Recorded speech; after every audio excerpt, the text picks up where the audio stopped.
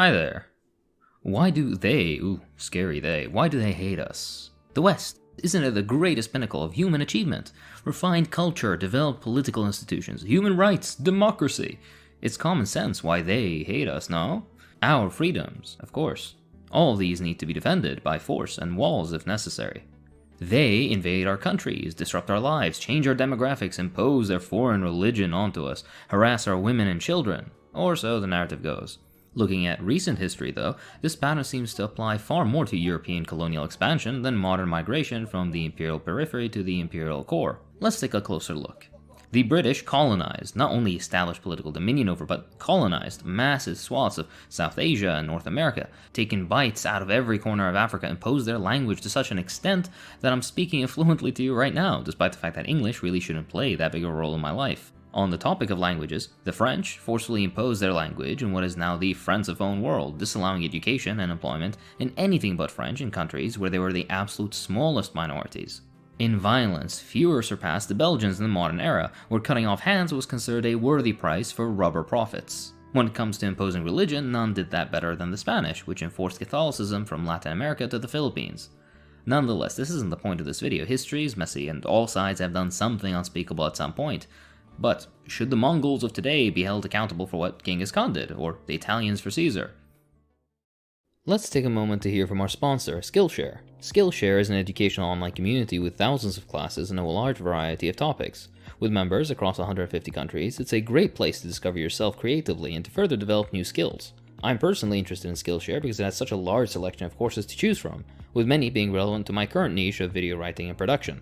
The classes are fun, easy to get into, and incredibly fruitful. It's definitely not just for pros either, I'm definitely not that. I've been looking to step my thumbnail game up recently, and Skillshare's many Photoshop courses were perfect for just that. For example, the thumbnail of this video was made with lessons learned from Evgenia and Dominic Regini-Brand's course titled Quick and Dirty Photocopy Effects in Adobe Photoshop, which is just one of many other fantastic options to choose from. This site is clean and simple to use, and it's been so helpful that I've actually recommended it to several friends looking for similar opportunities for their own creative development. The best part about this is, there's a free 1-month trial period if you click my link below, so you can test all this out without any stress. With the holidays around the corner, this is a perfect opportunity to invest in yourself, develop new skills, find new outlets for your passions, and level up all those aspects of your life you're looking to develop. From relaxing hobbies to work skills, creatively pursue them and feed your curiosity at your own pace with Skillshare. So what are you waiting for? The first 1,000 people that use my link below will get a 1-month free trial of Skillshare. Big thanks to Skillshare for the sponsorship. This is what allows me to pay my editor fairly, so the support is very appreciated. Alright, back to the video. A better question is, with the resurgence of an intolerant right, who are they exactly? Is theyness, this assignment of a vague other, something foreign, tied to anything specific? Is it race or religion, perhaps? The languages they speak, or which hand they prefer to eat with, will they always be they, even when they speak our language, the Occident's language, follow our customs, preach our religion, or lack thereof? Even if they mix with us, and when superficial differences of hair color and skin tone become less apparent, or so common as to become what we are in the first place, are they still a they then? It's interesting to note in the examples of colonialism, the ruling minority European us was always physically, culturally, linguistically, and in practically every other way delineated and separated from them. The French pied noir, I don't know if I pronounced that right, French is a waste of time. The French, yeah, you know what I'm trying to say. The French pied noir of Algeria were Europeans that owned all the wealth, all the land, and had all the political power. Even if you, as an Algerian, were to renounce every part of your identity, you'd at best become a third-rate Frenchman, still inferior to the lowest of colonizers. This pattern reproduced itself from Vietnam to South Africa. An interesting parallel that remains is in the illegal settler colonial military occupation that doesn't deserve to be named. These aren't the examples that interest this resurgent right. In fact, those are inspiring to them, if anything. However, when the inverse happens, and this they shows up on our streets, usually as a direct result of colonial and neo-colonial action, the reaction is very different. Why are they here in the first place? What has caused this mass movement of people? Hatred? A grand secret scheme to take over Europe? Or was it wars that disrupted lives, the American invasion of Iraq, the NATO bombing of Syria, the French destabilization of Libya, that has caused Libyans to land on the shores of Sicily and Syrians to dangerously cross the Mediterranean in leaky boats, fearing for their lives? They don't seem to ask themselves, wouldn't you prefer to be home rather than anywhere else? Can you imagine the sort of pressure required to abandon your home? The idea of living in poverty in a distant land surrounded by differing languages and traditions is attractive only to a few.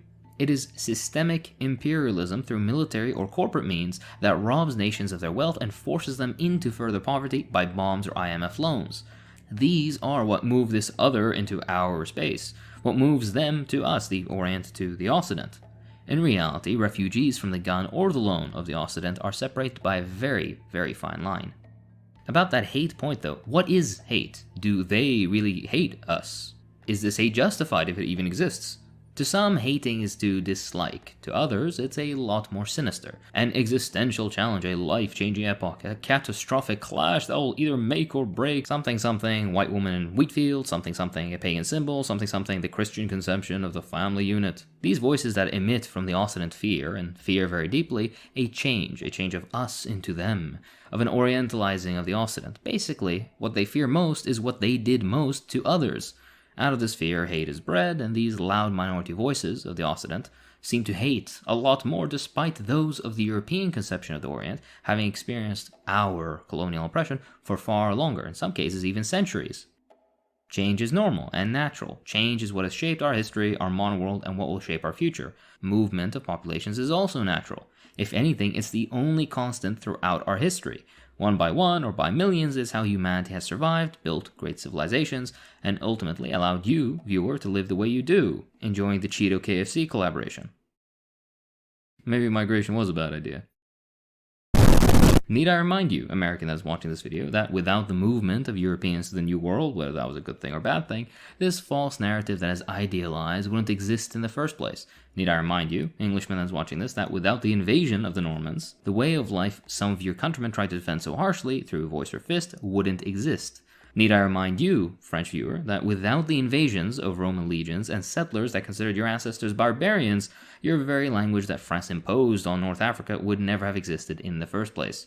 I'm not saying that the invaded should stand by and let the invaders replace their way of life, but the narrative itself is wrong and that needs to be shown. Regardless, understanding all that, it doesn't matter. The fears of those voices are unfounded. Demographic shift is a lie, which has been proven false time and time again. There is no great replacement. The supposed corruption of us, the Occident of the West, is nothing but a myth. Whatever little change is occurring is a direct result either of Western economic and political actions or of Western political thought. Even when a perceived downfall is being caused by our own, they are still blamed. Funny, isn't it?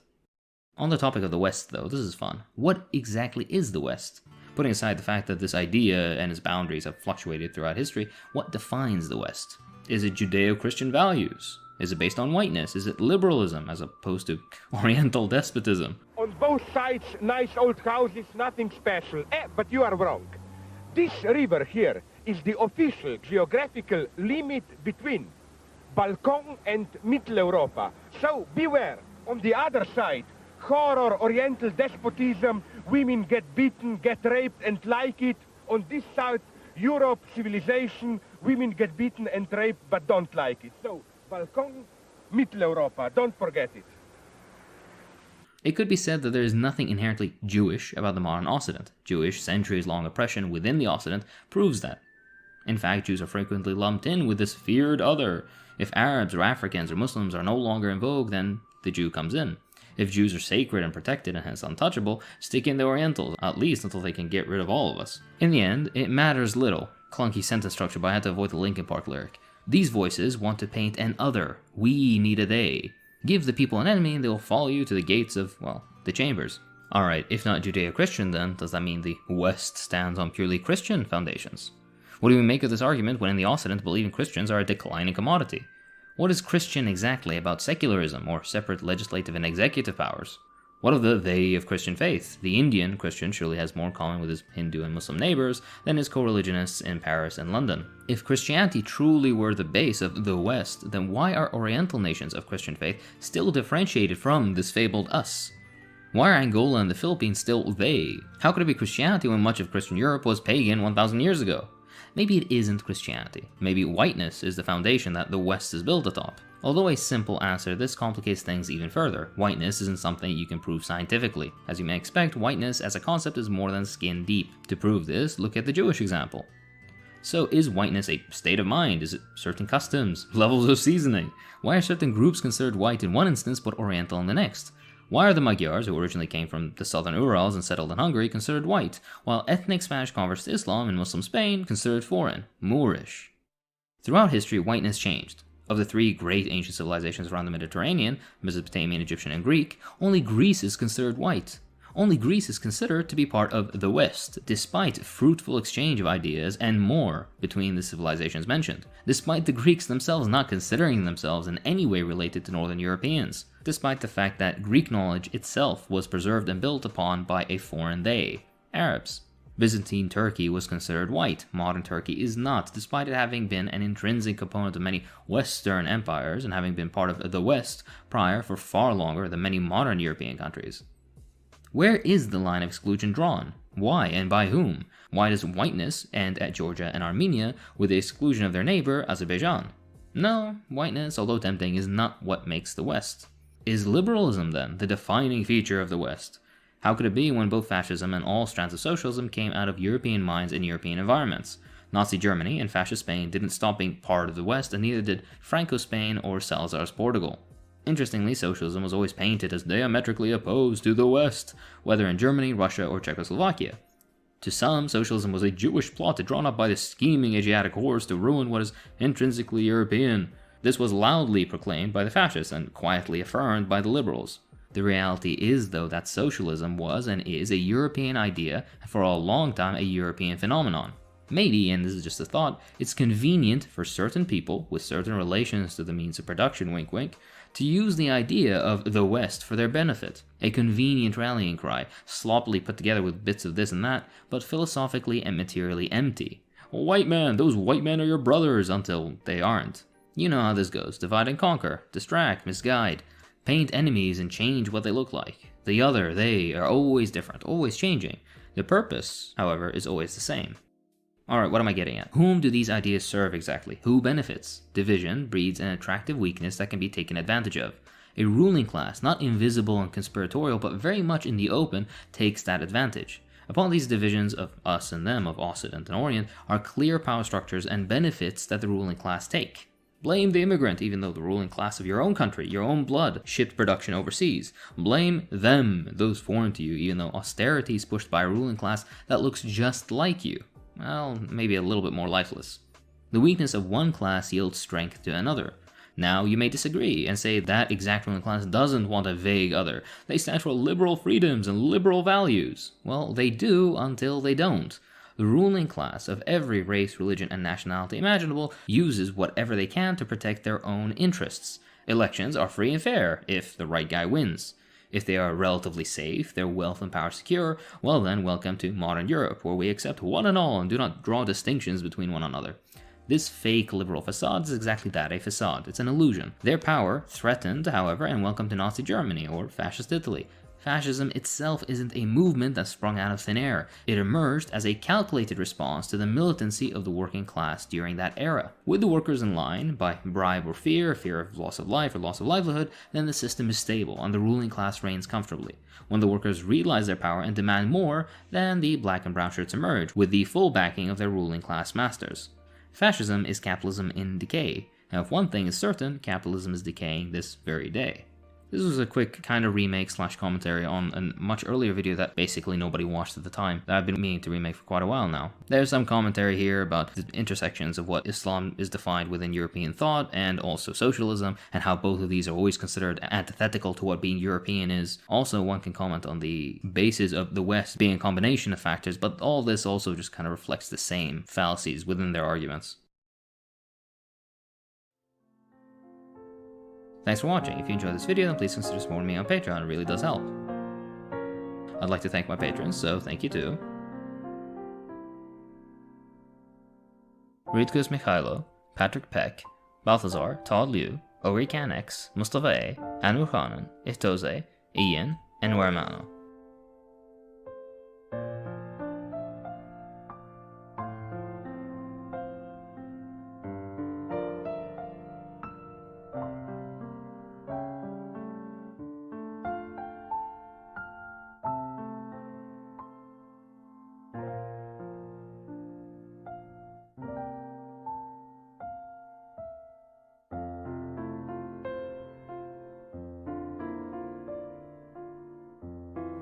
Thanks for watching.